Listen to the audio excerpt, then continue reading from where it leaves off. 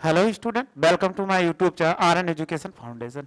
हम आपको एक सीरीज लेकर चल रहे थे जिसका नाम है सुबह का नाश्ता। इसमें टॉप 100 क्वेश्चन आपको एनसीईआरटी बुक के मिलने वाले हैं और ये आपको कंफर्म है पेपर में ये क्वेश्चन जरूर इस टाइप के देखने को मिल जाएंगे या ऐसे ही क्वेश्चन आपको या यही क्वेश्चन आपको जरूर देखने को मिल जाएंगे। यदि आप अपना नंबर अच्छा करना चाहते हो तो मेरी वीडियो को फॉलो करते रहिए और मेरे चैनल को सब्सक्राइब कर लीजिए। आइए हम पढ़ते हैं कि क्वेश्चन।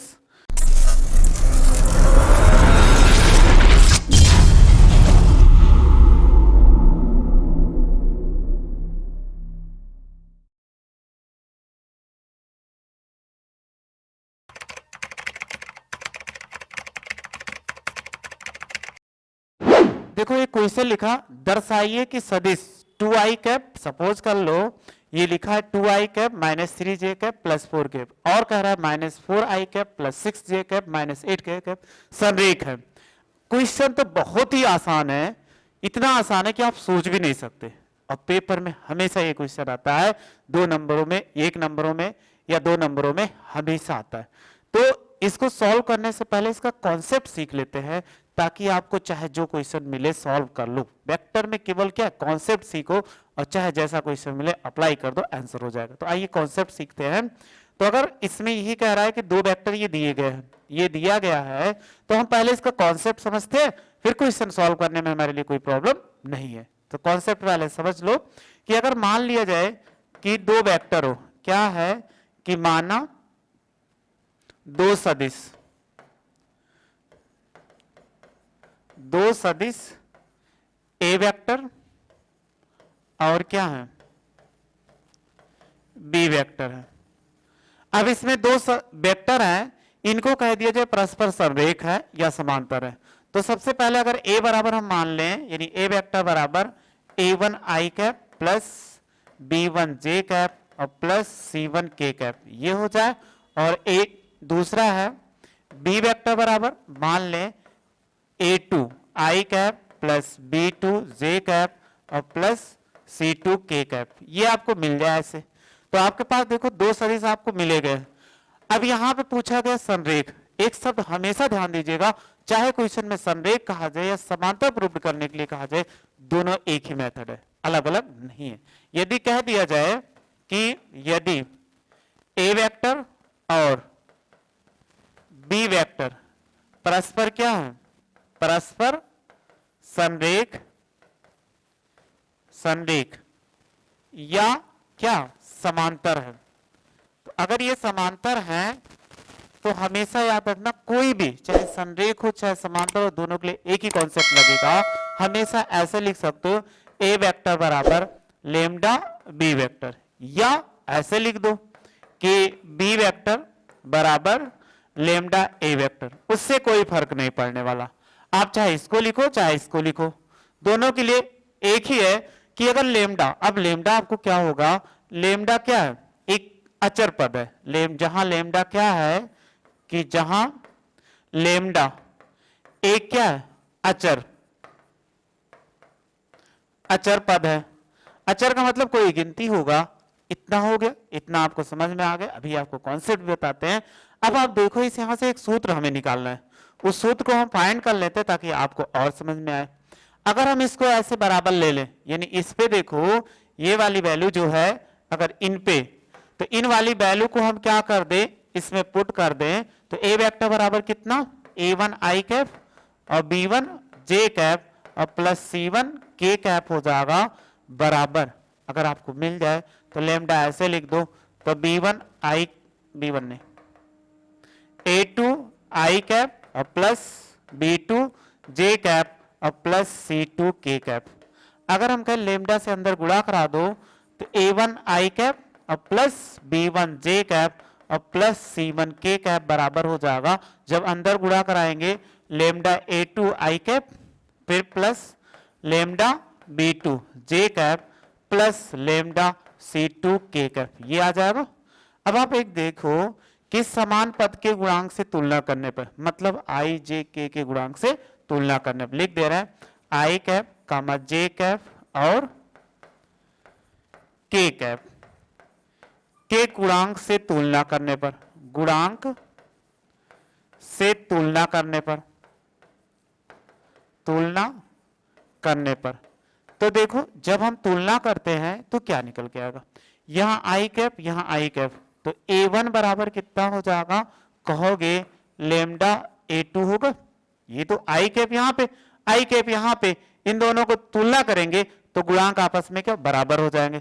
तो हम ऐसे लिख सकते हैं A1 बाई A2 बराबर कितना लेमडा, कहोगे सही है, हाँ हमारे कोई प्रॉब्लम नहीं है, क्योंकि इतना तो हम लिख सकते हैं, ये इधर गुणे में इधर भाग में। सेम जे के साथ जे का कंपेयर करो, जब कंपेयर करोगे तो आप क्या देखोगे, यही तो कहोगे कि B1 बराबर लेमडा B2, इसको इधर ले आओ तो B1 बटे कितना B2 बराबर लेमडा, ये आ गए।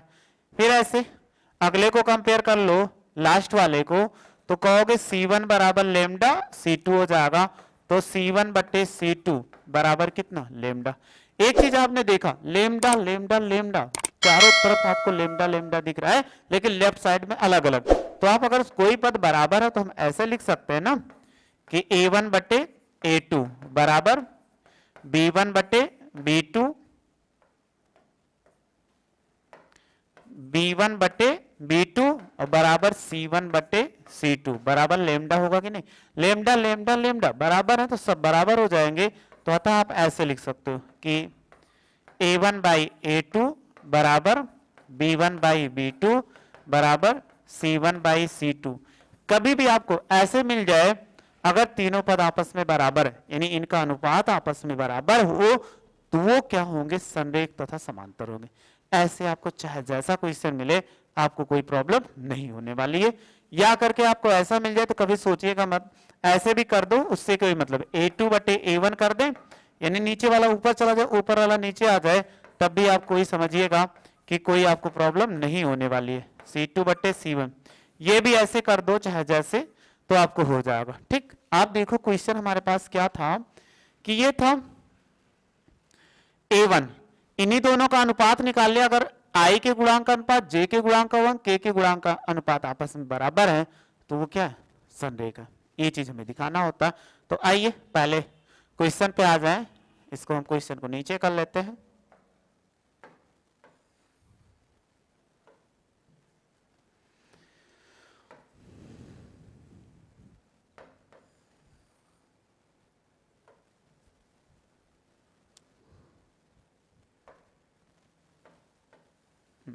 ये मेरा क्वेश्चन था। तो देखो सपोज कर लो ये क्या है, ए वेक्टर बराबर, मान लीजिए अपने मन से 2i cap minus 3j cap और प्लस 4k कैप, ये लिखा हुआ है। फिर देखो बी वेक्टर बराबर कितना लिखा हुआ है, अगर इसमें रखेंगे तो 4i कैप फिर प्लस 6j कैप और माइनस 8k कैप। अब यही कह रहा दिखाइए क्या संरेख है। तो अभी हमने कहा कि इनके आई के नीचे आई का गुणांक लिखो, तुलना कर लो कंडीशन, यानी संरेख होने के प्रतिबंध से। क्या था, संरेख होने के प्रतिबंध से। प्रतिबंध क्या था अभी आपने लिखा था, ये आपको लिखा है A1 बाई A2। तो देखो यहाँ 2 है, 2 बटा कितना -4, फिर क्या लिखा बराबर B1 J का -3 बटे कितना 6, फिर देखो ये 4 बटा कितना -8। कहोगे कि 2 के पहाड़े से जो कटने वाला है उसको काट दे। जब काटेंगे 2 2 जा 4, 2 1 के 2 और 2 दूनी कितना 4, तो ये -1 बटा 2 आ गया। 3 1 के 3, 3 दूनी 6, -1 बटा 2 आ गया। 4 1 के 4 दूनी 8, तो देखो बराबर आ गया ना। अतः क्या है, अतः दोनों सदिश संरेख है। अगर समांतर कहता तब भी आप यही चीज दिखाओगे, चाहे संरेख कहा जाए चाहे क्या कहा जाए, समांतर, दोनों के लिए एक ही चीज अप्लाई होगा, अलग अलग क्या होगा नहीं अप्लाई होगा, कि अलग अलग अप्लाई होगा। ये याद रखिएगा, संरेख और समांतर दोनों के लिए, चाहे संरेख कहा जाए चाहे समांतर कहा जाए, तो दोनों के लिए हम क्या कर सकते हैं, ऐसे प्रूव कर सकते हैं। चाहे जैसा क्वेश्चन हो तो आप स्क्रीनशॉट ले लो। देखो कितना छोटा क्वेश्चन था, ऐसे क्वेश्चन आपको 1 नंबर में और इससे ज्यादा नंबरों में दे देते हैं, लेकिन आपको कॉन्सेप्ट ना मालूम है वेक्टर का, तो हमेशा आपके लिए क्वेश्चन गलत होगा। वेक्टर सबसे आसान चैप्टर है, बस कॉन्सेप्ट इसका समझ लीजिए।